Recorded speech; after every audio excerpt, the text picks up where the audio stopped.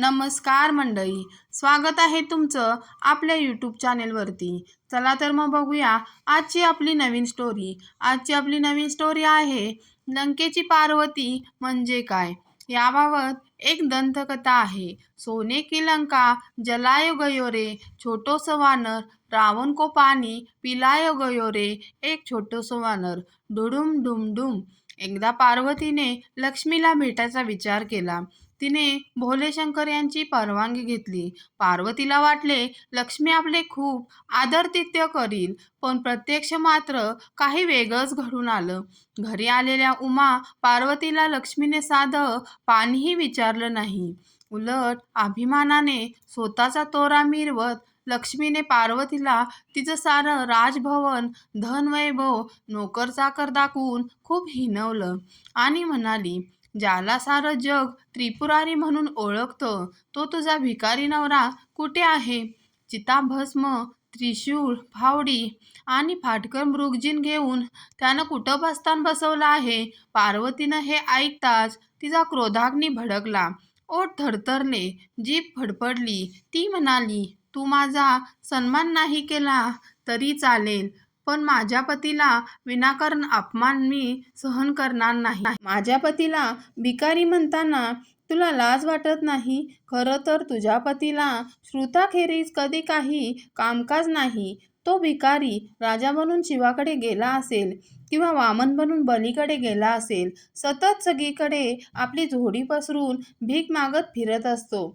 दधीची ऋषींकडे तर त्याने हाडे भिक्षा म्हणून मागितली होती. विसरलीस का? शंकर तर जगाचे तारणहारी भोले भंडारी आहेत. पार्वती अशा प्रकारे लक्ष्मीवर चिडली आणि उद्गीन मनाने ती कैलास पर्वतावर परतली. पार्वतीला पाहून अंतर्यामी भगवान म्हणाले, हे देवी, आज चेहरा एवढा उदास का? त्यावर उमा पार्वतीने लक्ष्मीने केलेल्या उपवासाचं वर्णन करून शिवशंकराला सांगितले आणि म्हणाली, आजपासून मी अजिबात अन्न पाणी घेणार नाही. उपाशी राहून भले माझे प्राण मला गमवावे लागले तरी बेहत्तर, पण तुम्हाला माझे प्राण प्रिय असतील तर मी सांगते तसा महाल मला बनवून द्या. महाल बनवल्यावर गृहप्रवेशासाठी लक्ष्मीला आमंत्रित करून मला माझ्या अपमानाचा बदला घ्यायचा आहे. माझ्या अपमानाचा असा बदला घेईन की सारी दुनिया बघत राहील. यावर शंकर पार्वतीला खूप समजावलं. म्हणाले, मान अपमान हे सारं आपण मानण्यावर असतं. जाऊ दे, ते कडवट बोलणं तू विसरून जा. राग विसरून तुझं मन शांत कर, त्यातच खूप सुख आहे. पण देवी पार्वती ऐकायला तयार नव्हती. हट्टाने ती रडू लागली. मग भगवान शंकराने विश्वकर्माला संदेश पाठवून आमंत्रित केले व सांगितले, देवी उमा पार्वती दुःखी कष्टी आहे. तुम्ही तिचे दुःख दूर करा. तिला जसा हवा तसा महाल बनवून द्या. पार्वती खूप खुश झाली व विश्वकर्माला समजावून लागली, मला समुद्राच्या मध्यभागी एक नगर बसवायचे आहे, ज्याला 4 दरवाजे असतील. असा किल्ला बनवायचा आहे, जिथे थंड पाण्याचे तलाव असतील, सुंदर बाग बगीचे, स्वच्छ रस्ते असतील. माझ्या रंगमहालाच्या छतालाही तुम्ही सोने लावा. सगळे दरवाजे सोन्याचे बनवून मध्ये हिरे मोती जडवा. चमचमणाऱ्या फरशावर रंगीबेरंगी मीनाकारी करा. सोन्याच्या भिंती, छत, अंगणही सोन्याचंच बनवा. मंच, पलंग इतकंच काय, महालातली भांडीसुद्धा सोन्याचीच हवी. आजपर्यंत असा महाल कुणी बनवला नसेल, बघितला नसेल. लक्ष्मीने असा महाल बघितल्यावर ती मान खाली घातली पाहिजे. विश्वकर्म्याने सगळे समजावून घेऊन आपले अनुयायी ब्रह्मलोकातून बोलावून घेतले. भवन निर्माण कलेचे सगळे सामान सोबत घेऊन ते आले. एक सर्वोत्कृष्ट वास्तुकलाकार म्हणून आदिकालापासून विश्वकर्मा प्रख्यात होता. चित्रकला, मूर्तिकला ह्या साऱ्या नानाविध कला वापरून भवन वास्तू निर्माण करण्यात तो एकदम निपुण होता.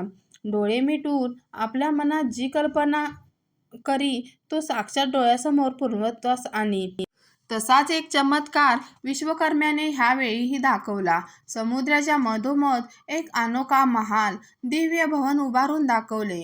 शंकर पार्वतीने जेव्हा तिथे आले तेव्हा तो स्वर्णमहाल पाहून पार्वती अति हर्षित झाली. ती म्हणाली, माझं स्वप्न साकार झालं. माझ्या कल्पनेपलीकडील सुंदर असा हा स्वर्णमहाल बनला आहे. पार्वती शंकराला म्हणाली, हे त्रिपुरारी, ह्याचा गृहप्रवेश करायला हवा. या महालात मला एक यज्ञ करायचा आहे. सर्व देवदेवतांसोबत मला लक्ष्मीला पण इथं बोलवायचं आहे. तिथे आनंदाश्रू पाहून भगवान विचारात पडले. जो जितका खुश होतो तेवढेच त्याचे अश्रू वाहतात. त्यांना पार्वतीचं मन मोडवलं नाही. ते तिच्या होला हो म्हणत गेले. 33 कोटी देवांना निमंत्रण दिलं गेलं. विश्रवा पंडित पूजेसाठी बोलावण्यात आले. लक्ष्मी, विष्णू, ब्रह्मा, इंद्र सगळे सगळे देव आले.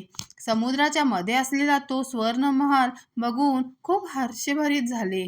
तेव्हा लक्ष्मीने हाताला धरून पार्वती तिला आपल्या सोन्याच्या विटांनी बनवलेला महाल दाखवू लागली आणि म्हणाली, बघ हा चमत्कार, त्याच त्रिपुरारीचा, ज्याला तू भिक्षू म्हणून म्हणालीस, ह्याच त्या भिकाऱ्याचा महाल आहे, जो बघायला आज सारी दुनिया आलीये. झरोके, खिडक्या, दरवाजे, इतकंच काय जमीनही सोन्याचीच आहे. माझ्या महालाच्या कोपऱ्यात इतकीही तुझ्या महालाची आता लायकी नाही. शंकर म्हणाले, पार्वती, असा वृथा अभिमान करू नये. इतक्यात मंडप सजवून तयार करण्यात आला. शंकर पार्वतीने यज्ञ केला. विश्रवा ऋषी विधी विधान मंत्र पठण करीत होम आहुती पूजेसाठी प्रत्येक क्रिया समजावून देत होते. पूर्णाहुती पडल्यावर सर्व देवदेवतांनी फुलाचा वर्षाव केला. नभागण शिव पार्वतीच्या जय जयकाराने दुमदुमू लागले. देवदेवता, योगी, ब्राह्मण, साधू, भिक्षू सगळ्यांचीच भोजने झाली. नंतर सगळ्यांना मान सन्मानाने दक्षिणा दिल्यावर सर्वांनी प्रस्थान केले. शेवटी शिवशंकरांनी विश्रवा ऋषींना आपल्याजवळ बोलावले व म्हणाले, आपल्या येण्याने आज आम्ही धन्य झालो. तुम्हाला जे हवं ते मागा. आज आम्ही तुमच्या खूप प्रसन्न आहोत. त्यावर विश्रवा म्हणाले, भगवान, खरंच माझी झोळी भराल. आता तुम्ही जे मला म्हणालात ते वचन नक्की पूर्ण कराल. भगवान म्हणाले, मनात कसलीही शंका आणू नका. माझे वचन पूर्ण होते असा त्रिलोकी डंका आहे. मी खरंच खूप प्रसन्न झालो आहे. आता तुम्ही मागा. तुम्हाला काय हवे ते वरदान देईन. ह्या वर्षी झुकून विश्रवा म्हणाले, हे भगवान, तुम्ही तुमचे वचन पूर्ण करा. मला हा सुवर्ण सिंधू हवा आहे, जिथे हे सुंदर भवन उभारले आहे.